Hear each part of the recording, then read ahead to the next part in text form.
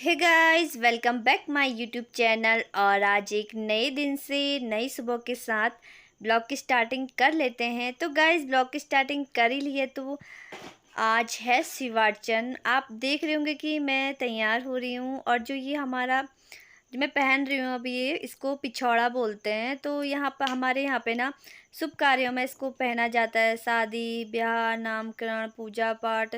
तो इन सब में ना हमारे इस पिछौड़े का बहुत महत्व होता है।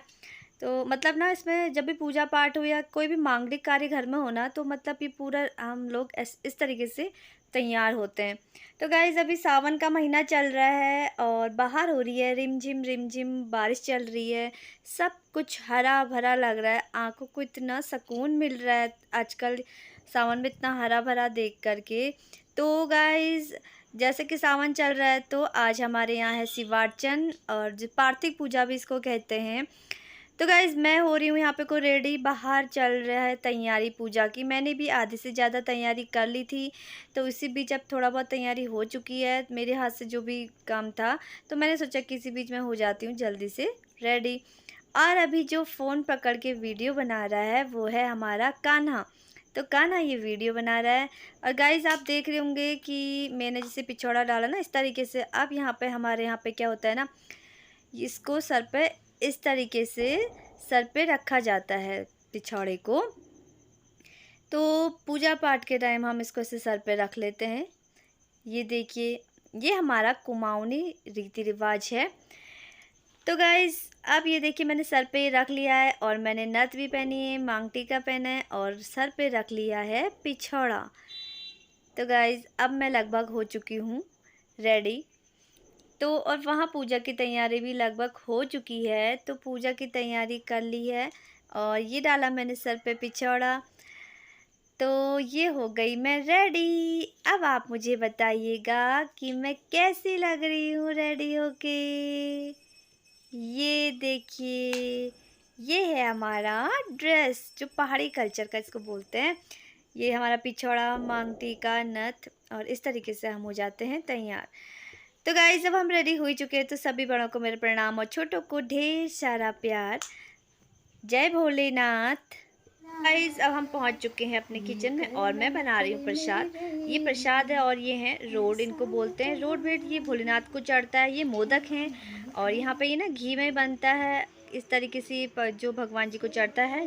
और ये हमारा मंदिर है जहाँ पे को पूजा होने वाली है। तो गाइज, यहाँ पे को देखिए, कान्हा के पापा तैयारी करते हैं शिवलिंग की। तो ये शिवलिंग ना पार्थिव पूजा में जो बनाए जाते हैं, ये अलग अलग तरीके से बनाए जाते हैं। कोई मिट्टी के पूजता है, कोई साल के चावल के। तो मतलब अलग अलग तरीके से ये पार्थिव पूजे जाते हैं। और पंडित जी यहाँ पे को तैयारी कर रहे हैं जिसमें शिवलिंग बनाए जाएंगे। इस पे ना ये देखो पूजा किस तरीके से पंडित जी तैयारी कर रहे हैं। और ये हमारे मंदिर में लगभग पूजा पाठ और प्रसाद रेडी हो चुका है। पंडित जी की यहाँ पे चल रही है तैयारी और इसमें फूल हमने सजा दिए हैं। हमारे जितने भी पूजा पाठ का सामान है वो हमने यहाँ पे को रख दिया है। कान्हा के पापा देखो, ये लगभग इनकी मिट्टी की भी हो चुकी है रेडी और शिवलिंग बनाने की हो चुकी है तैयारी पूरी। तो पंडित जी और कान्हा के पापा मिलकर पूरी तैयारी हो चुकी है। ये देखिए गाइस, आप देख सकते हैं। तो सावन के इस महीने में जैसा कि पूजा की तैयारी चल रही है और हम अब पार्थिव पूजने की लगभग तैयारी हो गई है। तो इसी बीच आप शिवार्चन का आनंद लीजिए और मैं आपको सुनाती हूँ सावन के महीने की एक लघु कथा। तो गाइस, लघु कथा सुनाने से पहले सभी जो भी इस वीडियो पे आएंगे एक बार भोलेनाथ का जयकारा लगाना, क्योंकि सावन का महीना चल रहा है। तो जय भोलेनाथ की, जय शिव शंभू। तो कहानी, तो जो लघु कथा है मैं वो स्टार्ट कर रही हूँ। एक बार क्या होता है, एक जंगल में एक बूढ़ी माँ और उनका बेटा रहते हैं। तो माँ बहुत बूढ़ी हो चुकी होती है, तो वो अपने बेटे से बोलती है कि चलो मैं तुम्हारी शादी करवा देती हूँ और अब मुझसे भी घर का काम नहीं होता। तो वो अपनी एक प्यारी सी सुंदर सी बहू ले आती हैं अपने लिए। उनकी बहू बहुत ही संस्कारी, गुणवान होती है और सर्व गुण संपन्न बहू होती है। तो गाइस, जब बहुत अच्छे से वो अपने घर का ध्यान रख रही होती है, अपनी सासू माँ का, अपने पति का, अपने घर का। तो इसी बीच आता है सावन का महीना। तो तो सावन के महीने में जब पूजा पाठ व्रत चल रहे होते हैं तो वो अपनी सास से बोलती है कि हम भी पास के मंदिर जाकर सावन के महीने में शिव जी भगवान जी को हम रोज़ जल अर्पण करेंगे। तो सासू माँ होती हैं कि वो बोलती हैं, उनकी सास बोलती हैं कि घर पे ही जल चढ़ा लो, मंदिर जाने की क्या आवश्यकता है। घर पे इतना काम छूट जाता है, इतना दिन भर इतना काम होता है, तो इतना मंदिर जाने में क्यों समय खर्च करना है। घर में भी तो भोलेनाथ जी हैं, तो उनको तुम जल रोज़ वहीं पे चढ़ा लो। अगर तुम्हारी श्रद्धा है तो तुम घर पे ही चढ़ा लो। तो पर उनका मन नहीं मानता। इसी बीच क्या होता है, जब वो जल लेने जाती हैं तो वो देखती हैं कि तीन लड़कियां, तीन जो महिलाएं होती हैं वो शिव मंदिर जा रही होती हैं। सोमवार का दिन होता है तो वो बोलती हैं कि आप कहाँ जा रही हैं, उनसे पूछती हैं तो वो बोलती हैं हम लोग शिव मंदिर जल चढ़ाने जा रहे हैं। आज सावन का सोमवार है और ये विशेष महीना चल रहा है। तो वो बोलती हैं कि मुझे भी जल चढ़ाने जाना था, पर मेरी सास ने मना किया है तो मैं नहीं जा सकती, इसलिए मैं घर पे ही पूजा पाठ कर लेती हूँ। तो उन्होंने कहा अगर तुम्हारा मन है तो तुम हमारे संग चल सकती हो। तो उन्होंने कहा कि मेरे पास तो पूजा की कोई सामग्री नहीं है। तो उन्होंने कहा कोई नहीं, आप हमारे इसमें से ही पूजा का सामग्री ले लीजिए और आपको जो पूजा करनी है आप हमारे साथ ही कर लीजिए। तो वो क्या करती हैं, वो इसी बीच जब रोज़ सुबह जल लेने जाती हैं तो वो महिलाएं भी उसी वक्त जाती हैं। तो वो वहीं से जल लेने के बहाने से मंदिर भी डेली सावन के महीने में भी मंदिर जाने लग जाती हैं। और उन्हीं जो 3 महिलाओं की पूजा की थाली से वो भी अपनी पूजा कर लेती हैं। लेकिन जब आखिरी सोमवार आता है तो उस दिन वो जब पूजा करने जाती हैं तो वो बोलती हैं कि अब आखिरी सोमवार है सावन का, तो मुझे आज खुद का भी कुछ भोलेनाथ जी को अर्पण करना चाहिए, क्योंकि मैं लगातार इतने सोमवार इतना पूरा महीना आई हूँ पूजा के लिए, पर मैंने हर रोज़ इनकी थाली से ही कुछ ना कुछ चढ़ाकर पूजा पूरी कर ली है। पर आज मेरा दिल नहीं मान रहा और मैंने कुछ ना कुछ आज भगवान को अर्पण मतलब अपनी तरफ से करना ही है। तो उनकी क्या होती है, नाक में एक सोने की छोटी सी बाली होती है और वो उन्हीं को भोलेनाथ को अर्पण कर देती है। भोलेनाथ तो भोले हैं, तो भोलेनाथ की तो महिमा ही अपार है। तो उन्होंने जब वो सिर्फ वो नत अर्पण करी तो वो उसके बाद वो घर आ गई। तो देख उसके बाद में कामकाज में लगने लग गई और सासू माँ से जी चुराती रही कि वो उनकी नज़र उस पर ना पड़े। तो लेकिन माँ जी की नज़र पड़ जाती है तो वो बोलती हैं कि बहू, आज तुम्हारी नाक में नथ कहाँ है, जो छोटी सी बाली डाली थी वो कहाँ है।